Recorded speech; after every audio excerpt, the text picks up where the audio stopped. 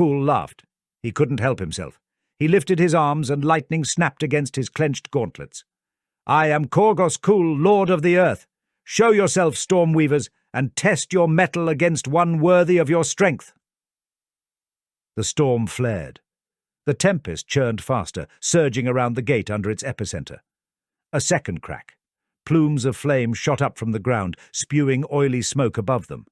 The stink of ozone filled the air, and the rain boiled away in hissing cloud banks. A low rumble ran across the earth, making the rock plates grind and crack. It felt as if giants were stirring below the world's skin, rousing from aeons of slumber to break back into the realms of the living.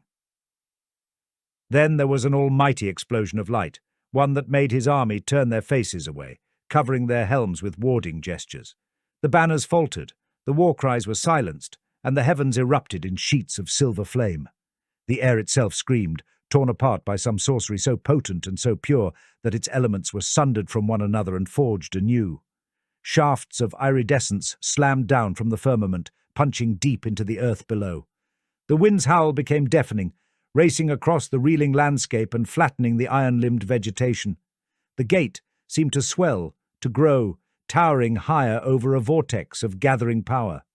Even as the land around it was shriven, and the hordes were driven to their knees by the tearing gale, the vast arch remained resolute, untouched, carved from the very bones of the world itself, and glowering black as obsidian against the storm's fury. Only Khul kept his composure. He spread his arms wide before the elemental wrath, and laughed as the fire-scored wind tore at his cloak. He raised his axe high, and lightning snapped and licked up against its dire blade. And so it was that he alone saw them come. He saw them borne down from the storm by the white-blue shafts and ripped from coils of shimmering magic. He saw them hurtle from the heart of the turning maelstrom, encased in brilliant cocoons of light. He saw them strike the earth with shuddering force. Where they crashed into the ground, domes of energy sprang up, each one swimming with raging coruscation. Then the domes shattered, spraying fragments of crystalline matter across the burning land. Exposing the scions of the storm, the one is delivered by the wrath of the skis. They were tall, taller than the greatest of mortal men, clad in purest gold, and bearing warhammers that glistened with seething energy. Masks they wore, gold as their battle plate, each one gazing impassively out at the devastation around them. Some had pearl-white wings that spread out behind them, bearing them aloft almost as soon as they had landed. Others strode out from their broken cocoons, their movements fluid despite the weight of arcane armor. Their every movement was perfect, poised to perfection, and suffused with godlike power. They strode out from the remnants of the lightning that had hurled them into reality, hefting their weapons with an eerie, fluid power. One of them carried a great standard of gold and bone, and his face was masked with the stark image of a skull. Another propelled himself high into the storm-lashed skies, his wings still surrounded by the blinding aura of the descent. They were the lords, then, the masters of these strange outcasts from the arch of the heavens. But Khul could see that one alone was the true master of the host. He had come down first, and had emerged from the annihilation of the domes before any other, and Khul had watched him with a greedy yearning. Alone of the warriors he did not tread the earth of the Brimstone Peninsula, but rode a giant beast with skin of dark cobalt, and jaws the length of a man.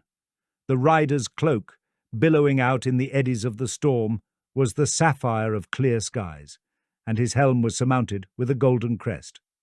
The image of the hammer and comet shone out from a boss on his armor, and like the brothers that emerged after him, he carried that most devastating of the great weapons of old, the Warhammer crimson-shafted and wrought from glittering gold. As soon as Khul saw this, he remembered what it was like to face an enemy capable of fighting. He saw the might in those steel-clad arms, and the artistry in that golden armor, and knew then that these foes were like nothing he had ever faced before. The light of unsullied star realms shone in their masked eyes, and the calm presumption of victory bled from their every poised movement. But there was more than that. The mounted warrior held his attention. Khul heard Grizzlemore growl and recalled another combat, lifetimes ago, one which had remained unfinished, cut short by the intervention of lightning, just as this encounter had been presaged by it. It could not be. Such things were impossible, sundered by too much time and space. But the feeling was the same.